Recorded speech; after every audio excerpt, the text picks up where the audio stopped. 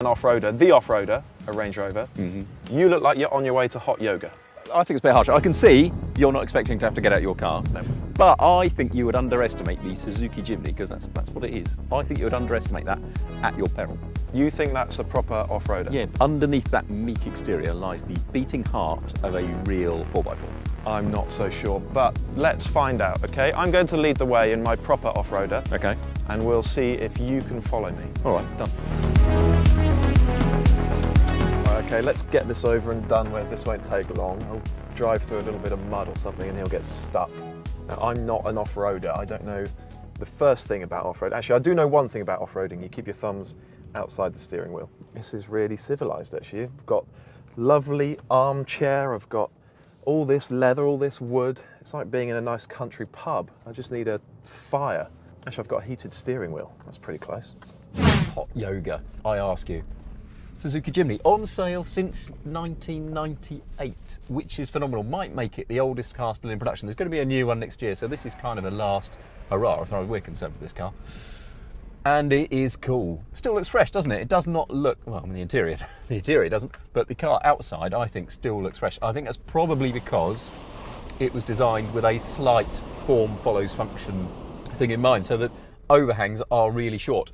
34-degree approach angle, 46-degree departure angle. That's extraordinary. 31-degree breakover angle. That's also very good, isn't it? Being a Land Rover, this Range Rover has got this very clever suite of off-road technologies. They call it terrain response. So I can choose whatever I want, really. Grass, gravel and snow.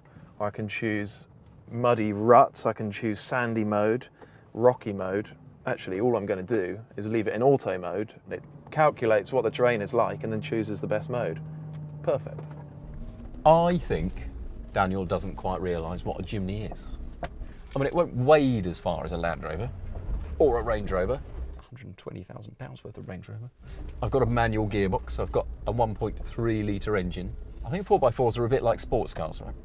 In that some things are great at, I don't know, say going round a narrow racetrack, and others are great at going at a really high speed in a straight line. And I think 4x4s are kind of the same. You know, they do different things. But anyway, that should do all of the things that it's supposed to do. You know why? Because its options cost more than this car does. With options, this car is £122,000. Right, so far, Pryor in his little Suzuki is keeping up. It looks pretty cute, actually, that thing in my mirrors. I don't have locking differentials, I don't think, but I do have low ratio four-wheel drive, and that sets the gearing really down low. So I don't need hill descent control, because frankly, that's just cruise down that hill in first gear. It's really low. We're going straight up this steep bit now. Bloody hell, can't see a thing. Blind, just sky. Oh, that breakover angle is not as good as a Suzuki Jimny's. I wish you could see what I can see right now. I can see the underneath of a Range Rover. Very impressive, actually, when there's lots of expensive-looking breakable bits. Okay, that was an extremely steep ascent, and I can just see that Matt has dropped out of vision. There he is. He's just come over the top there in that little Suzuki. You go to the countryside, you see loads of these things because they just keep going. They go up steep hills. They just break over steep angles like that with no bother. This is cool. This is a great little car, and it will go today everywhere that Range Rover does. I'm confident of that. Matt, you're keeping up so far. What time is your Zumba class? Do we need to finish up here soon? Yeah, I've got to get home and get into my yoga pants as well. So if we could be away by about 2ish, that'd be great. He has no idea. I think he genuinely has no idea. This is my kind of off-roading. It's luxurious, it's comfortable, it's effortless. I don't really have to put any work into it. The car's doing everything for me.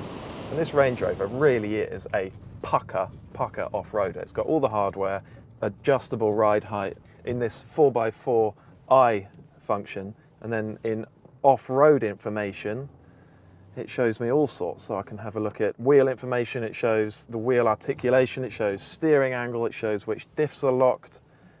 And here in slope information, I can have a look at the incline, I can have a look at how the car's tilted over. That's really, really clever stuff. I'm pretty sure that Suzuki doesn't have any of this stuff. This isn't very challenging, mate. Go on. I think you've got to ask more of that car.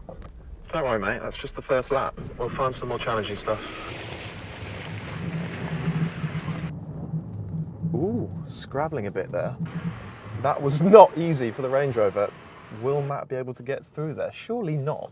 So he's just gone up a muddy slope and I'm about to do the same. So I'm about to go down. He'd have his hill descent thing juggling the control. I've just got my feet off everything. Well, 1, a turn is easier. 2, getting through the mud is easier. 3, getting up the hill is also easier. How did he do that?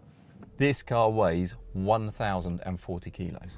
That's nothing, is it? So when he gets to the mud and he struggles through and his fat 4 grand alloys or whatever they are spinning wildly as his tyres struggle for traction. Matt, I'm amazed you got up that steep ascent because the Range Rover was really scrabbling up there. So I'm going to try and find an even slipperier bit for you. Okay, mate. Yeah, go for it. He's quite happy there, annoyingly. We are reckoning you weigh about, what, 2.5, 2.6 tonnes? Ooh. Yeah, don't talk. I can see you're a bit busy at the minute. Trying to prevent this 2.6 tonnes sliding gracefully. Wow. Yeah, wheel straight. Wheel straight. Oh, he's coming back. He's not giving up, are you? Is he giving up? You're not giving up on that, are you? He's giving up on it. He's not seriously giving up. Yeah, Matt, so this is 2.6 tonnes, I reckon. What, that's probably a little bit heavier than yours, is it? Yeah, not by, not by much. Only by the weight of a Porsche Cayman. No, more than a Hurricane. It's about 1,600 kilos more than this, mate. Yeah, that's quite a lot, isn't it? So more than double. It's been impressive so far, I have to say. How are you going to deal with that muddy bit? What muddy bit? So far, that little Suzuki has kept up with everything the big Range Rover can do. It's impressive, isn't it, really? We'll try one last bit of really dirty, wet mud plugging, see if we can get that Suzuki stuck. Right, here it is pretty muddy. Don't get stuck, Suzuki. That's not part of the plan. I don't think it's going to get stuck, is it? It does get very gloopy over there. I'm going to stay here while Dan tries it and fails. Incidentally, we're not going to do much wading. I think I'm stuck. I've got it stuck.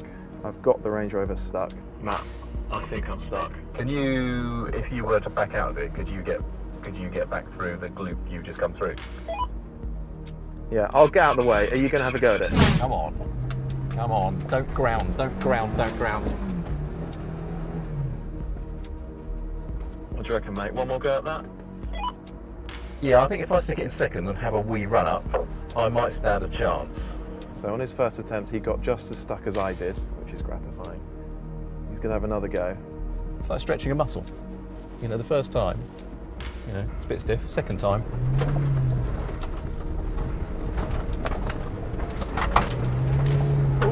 Go on, go on, go on, go on, go on. He's over. Wow, there you are. You got over it. I'm unexpectedly thrilled about that. That's awesome. I love this car. I love this car. You'd really like this car, I think. I hope. It's just great. And how exciting that they're going to make a new one that I think should retain the sort of character and the ruggedness and the go anywhere appeal of this one. Are you going to have another crack? Yeah, mate. I think given that you had 2 attempts, I'm going to have one more shot at it, see if I can get this thing over. Yeah, I think that's entirely fair, mate. Okay, bit more speed, bit more momentum.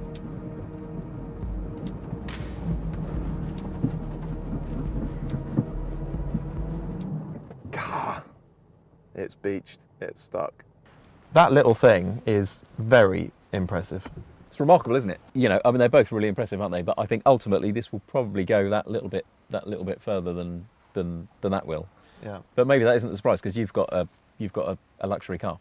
I know this is the big expensive car with all the clever technology, all the fancy bits, but it does have one massive disadvantage today. Which is? Me. I'm not an off-road driver. I'm pretty incompetent off-road. For somebody with very little or even no experience can just come around and drive, just steer it and put the throttle down and it will get you most places. And ultimately it probably would get up there if it wasn't somebody else's 120 grand car and we weren't worried about them. It's not even on super knobbly tyres. They're pretty road biased tyres. Yeah, fairly. that's what's surprised me, is that it will go through even the really gloopy stuff on these tyres. I expected it to be decent on grades and stuff, but it's really, and what a nice way to say goodbye to a really cool, perhaps a little bit underrated car actually. Proper little thing that is, Yeah. you have to say, proper little off-roader.